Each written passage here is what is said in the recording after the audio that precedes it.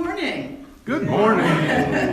Good to see some intrepid folks here this morning on this beautiful winter wonderland kind of day. I think we've got a few inches already, and it's still coming down out there, and it's quite beautiful, yes?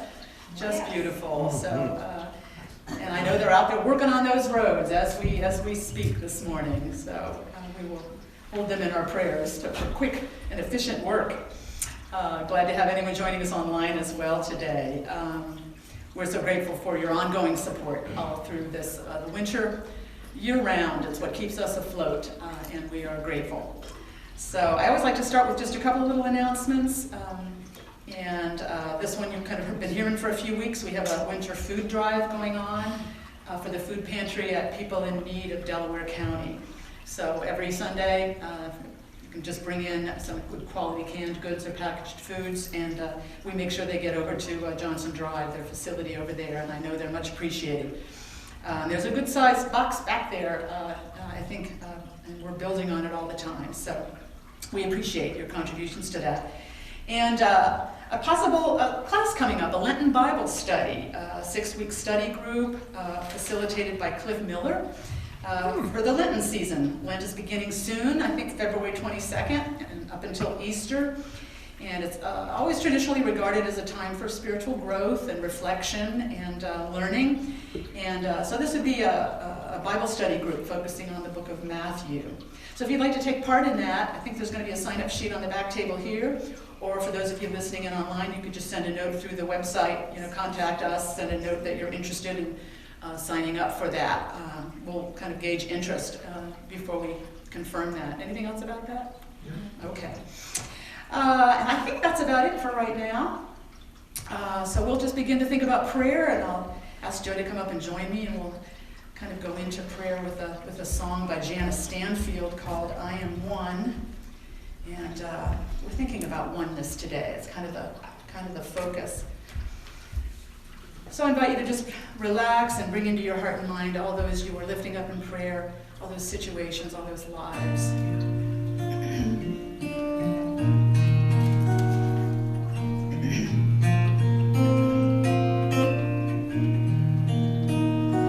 I'm just a spoke in the wheel, one grain of sand, but it feels so right to be right where I am.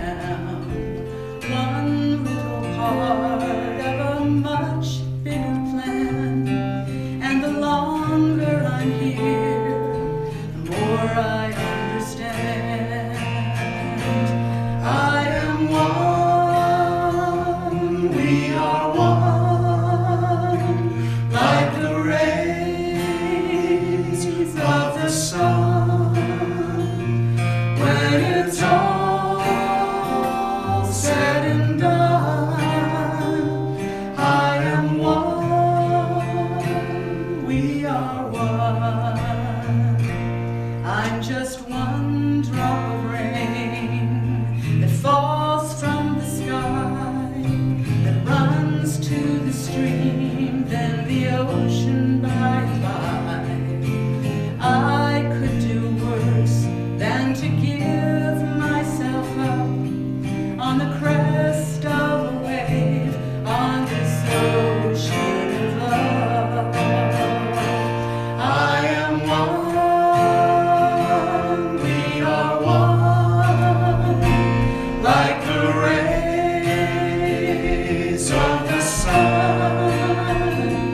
When it's all said and done, I am one, we are one. I am one, we are one. Let's close our eyes for a moment and allow ourselves to become even more centered and still and wide open to the life of God within us, to that power and presence that is with us always, guiding us in the path of life, steadying us with that deep peace from within, renewing us in body, mind, and spirit. How grateful we are to know that life is coursing through each one of us, and circulating among us. We are one with each other and with the power and presence that indwells us all. There is no separation, no disconnect between us and God, between us and one another. We feel that connection in this moment of prayer. We recognize our oneness with living beings across the globe. And we feel our deep gratitude, knowing we are never alone. We are in oneness with one another and with God in us. Thank you, God, for your unfailing presence with us, now and always. Amen.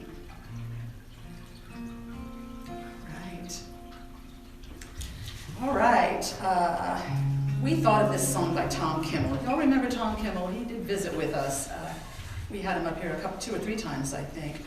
And this is one of our favorite Tom Kimmel songs. And when thinking about oneness and how we're all connected, I thought of this song called See Myself in You.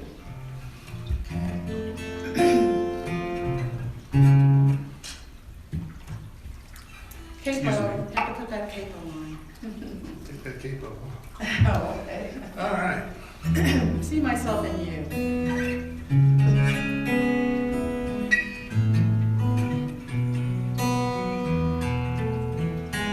If I met you on the corner, would I know you as you are? Would I take you for a stranger and brush past you in the door? If you called me, would I hear you? Would I walk away too soon? If I lingered for a moment, would I see myself in you?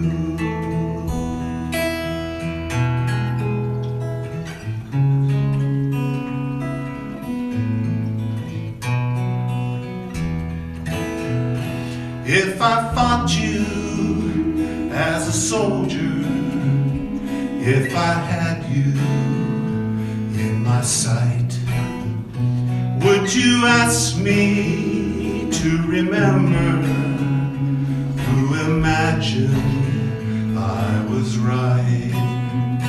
If you witnessed my surrender, do I know what I would do? If you held me like my brother, would I see myself in you? Well, I dreamed my end was near, I was almost gone. If I dream that dream from here, can I still come home?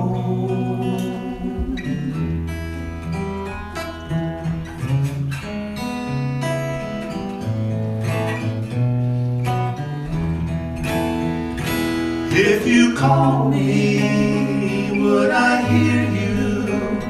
Do I know what I would do? If you held me like my lover, would I see myself in you? If you held me like my mother, would I see myself in you? Thank you, Joe. Isn't that a pretty song? Pretty song by Tom Kimmel. All right. Well, we had a few folks come in during the songs. Welcome. Good to have you here. Anyone here for the very first time? Or maybe Paul already. Did he get a little gift bag or something like that? Yes. Excellent. Thank you. All right. Well, talking about oneness today, I'm thinking about our connection with one another. I've been running into a lot of things about that, stories and examples of that. So kind of about friendship in some way. I like to start with a little humor, and I was remembering this old joke Elmer Fisher taught me. Do you all remember Elmer? Elmer loves a good joke, and he may not remember sharing this one with me, but it's a good one. It's about a couple of friends, and they're out walking their dogs in an urban area, and they go by a restaurant kind of place, bar, and they say, well, let's just go in, get a sandwich and a beer or something like that. And the other guy goes, well, we can't go in, we got our dogs with us. And he said, sure we can, follow my lead. So he goes in with his dog, and of course the greeter says, you can't come in here with that dog. He goes, well, I'm blind, this is my guide dog. And the guy goes, oh, I'm so sorry, yeah, come on in, you know.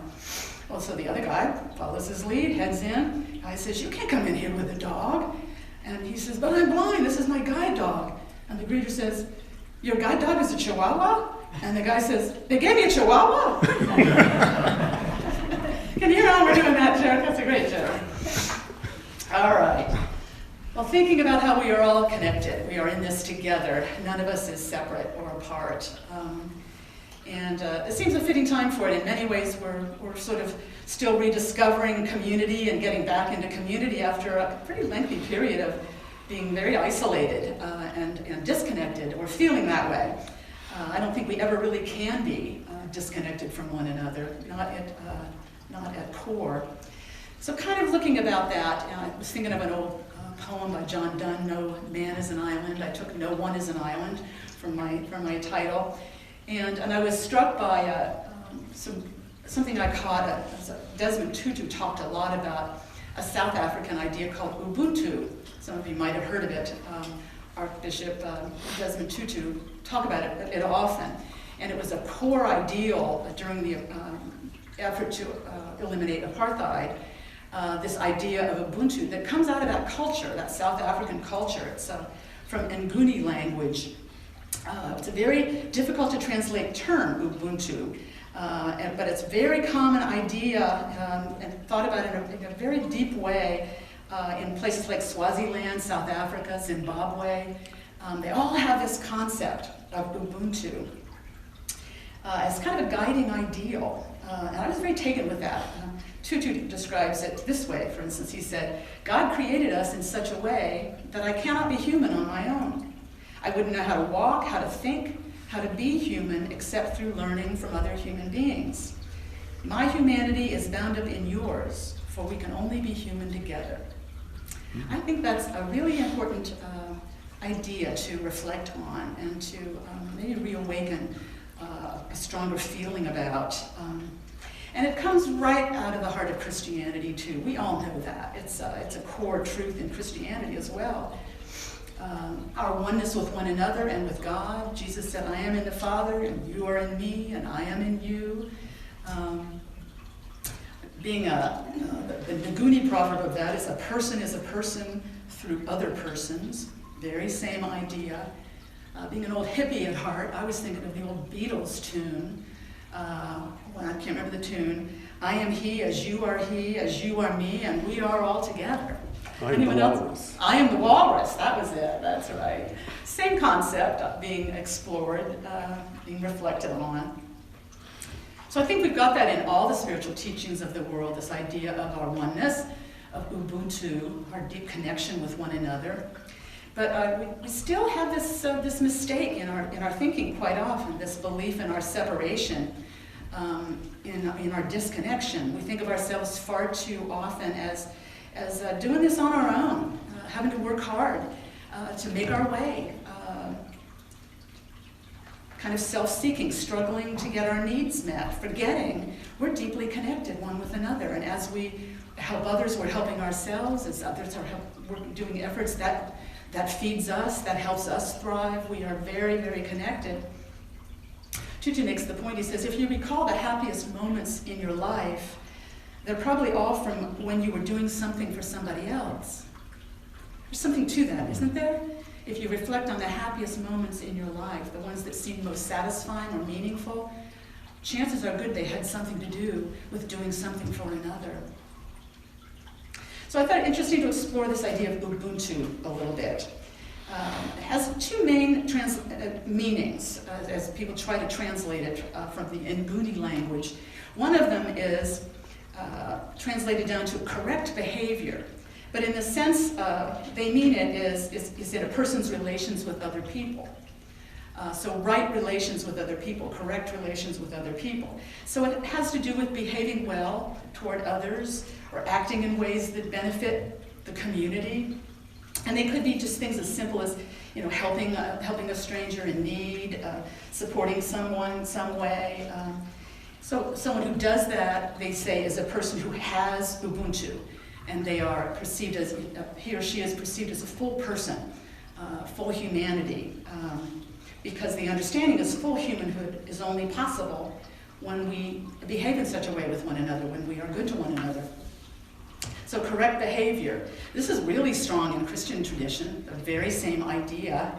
I thought immediately of Jesus' parable about the Good Samaritan. It's probably one of the stories everybody knows best from the Gospels.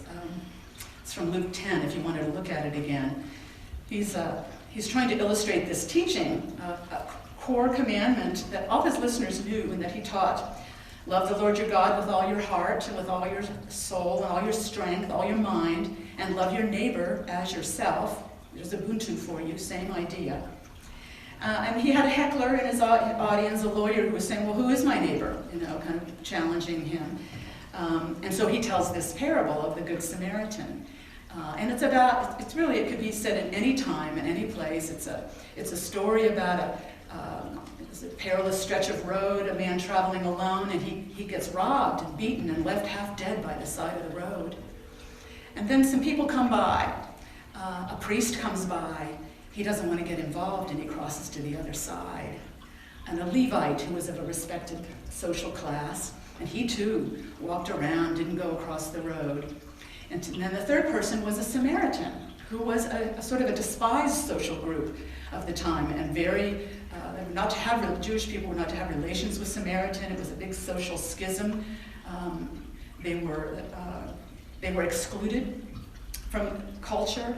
But the Samaritan sees the man and comes to his aid and crosses over and carries him to the inn nearby, sees to his wounds, takes care of him, and then leaves money with the innkeeper to take care of him for the next couple of weeks. The Samaritan, so Jesus is, to his heckler, he says, who was the good neighbor here? And it's the one who showed mercy, of course. And this would have been challenging to his listeners. A Samaritan? How can that be? He's truly trying to challenge them to take their religious principles and put feet on them. What does this really look like in practice? It means we are good to everyone. It means we perceive everyone as fellow human we are connected to, that we are all in this together. No exclusions, no leaving anybody out.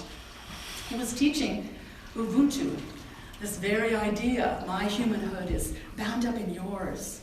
I can only be fully human when I see you as fully human. But how does that work? This is the other definition then. So correct behavior toward others in terms of regarding everyone as somebody I'm deeply connected to. We're all in this together. Second one, from the translation of Ubuntu, is it's also understood as kind of a soul force inside us, kind of a metaphysical connection among us, which helps us connect with each other and guides us to do so. So kind of a soul force that pushes us from within about it.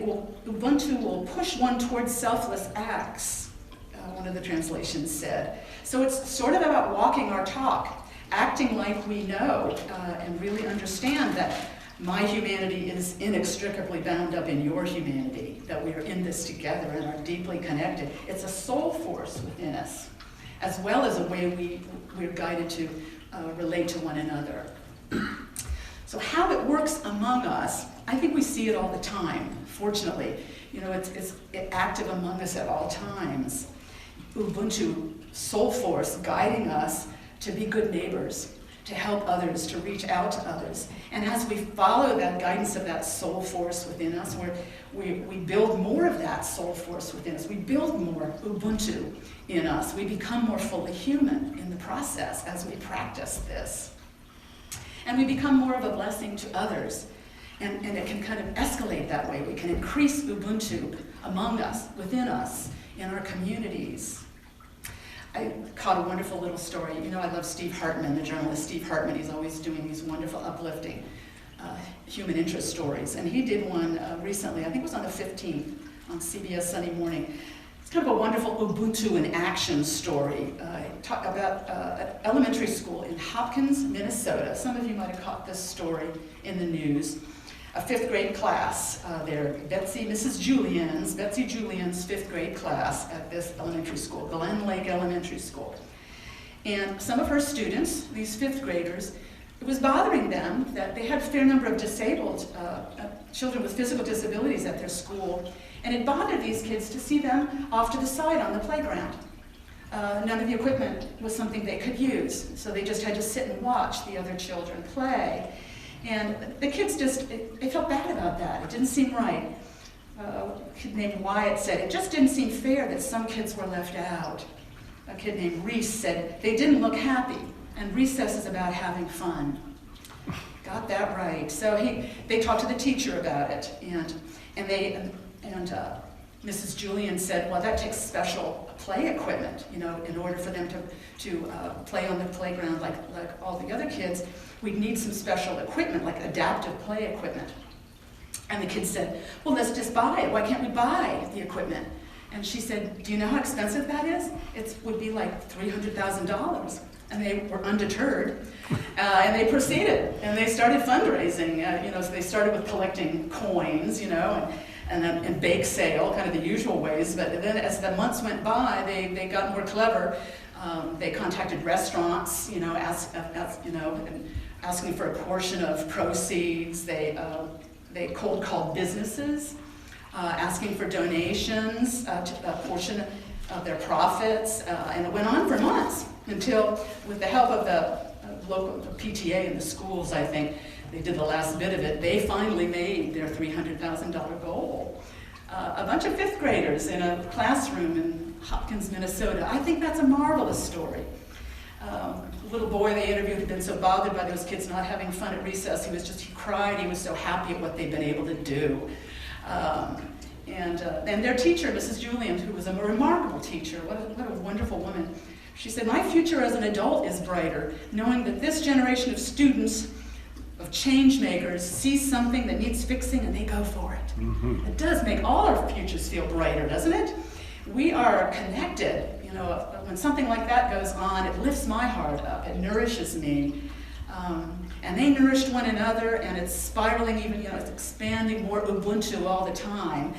They now want to do the same thing for other elementary schools in their area. They want to continue to buy this adaptive play equipment. Like, for instance, I think you can get like a merry-go-round that wheelchairs can get on, for a playground. So Ubuntu, this kind of soul force, the guidance that comes to us, it was in those kids. I think it's in children naturally, quite strongly. They see somebody that's in trouble or needs help, and they want to do it. They want to be in there in the same way they feel for animals, and they feel that connection. There is no disconnect. But we see this among people, we know all the time, and in our own community, when we step up to help out in some way because we want to, it makes us feel good. We realize we're connected, and it's for us both. And as we do that, as we follow up on it, we expand our humanness, we build more soul force in us and in our communities. And this is going on all the time. I was thinking of some of the wonderful people I've known down through the years, and particularly reflecting on a dear friend of mine named Jenny, who left us too soon. Some of you might remember her as I talk about what she did. But in her 60s, it's kind of a retirement move. She moved to a little town up on Lake Erie. She was a retired teacher.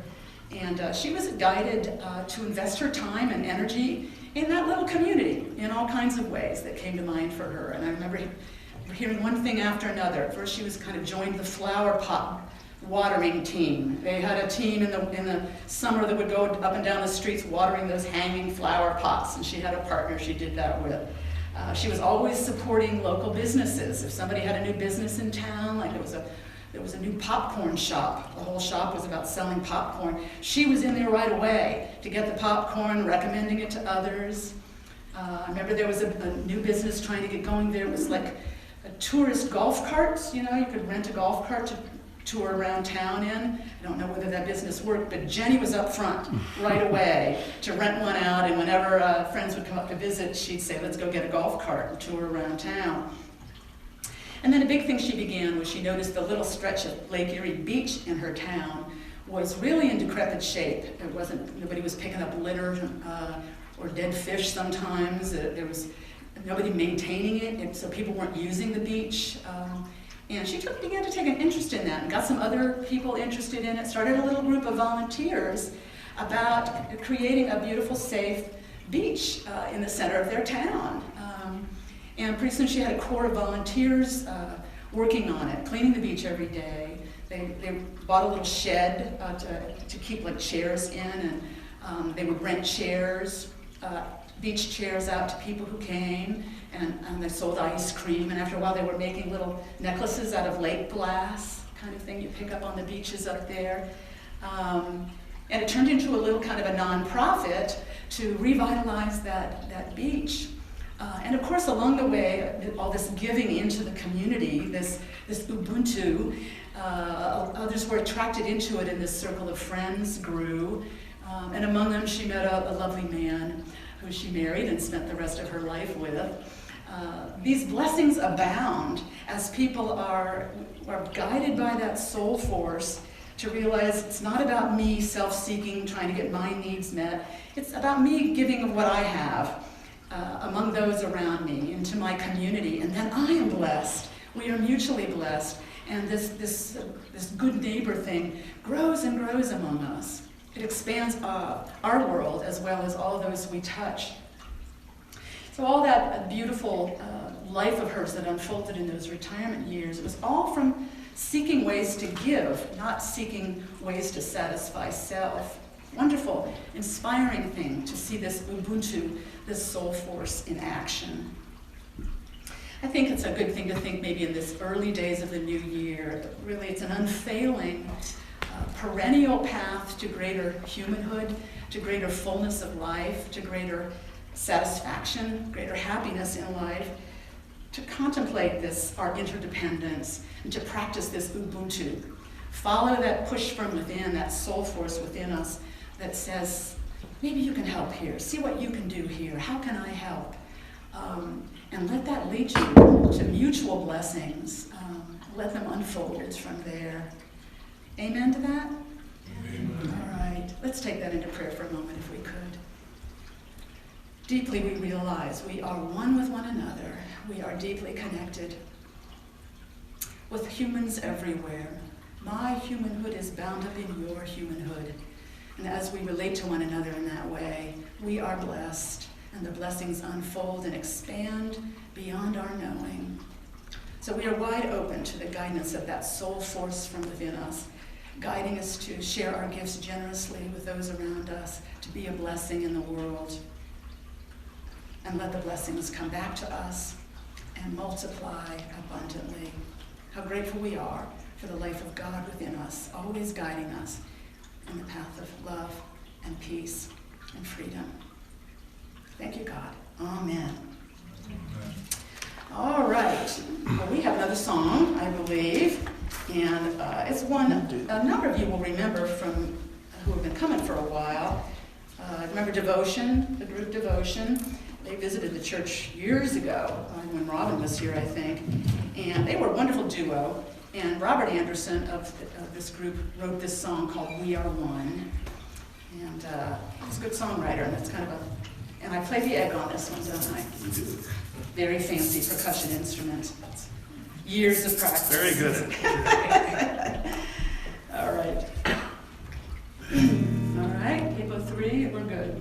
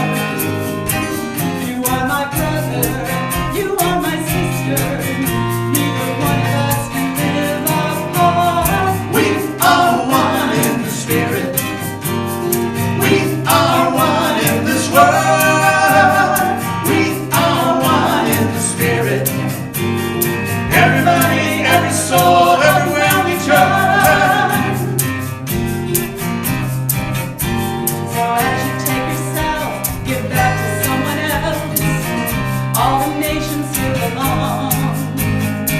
Tear down illusion, shore up with truth, till you and I will sing a worldwide song. We are one in the spirit.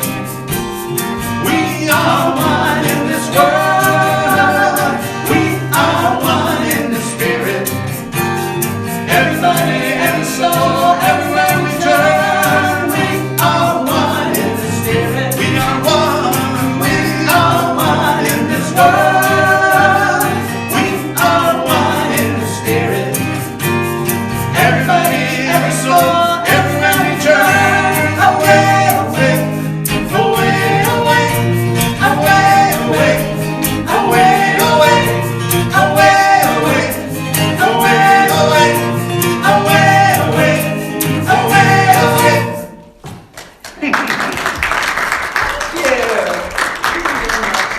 It's a great old tune. I haven't done that in a long time. It's a great tune. It was fun. All right. Robert Anderson and Laurie Sandstrom. That's right. That's right. All right. Thank you all for joining us online. Joe kind of will be segueing out of that. We're going to have a few announcements toward the end and open it up if there's anything else we forgot to announce. I think Linda Wessner is our platform host today, so invite her to come on up. Thank you, Linda. Grab my water and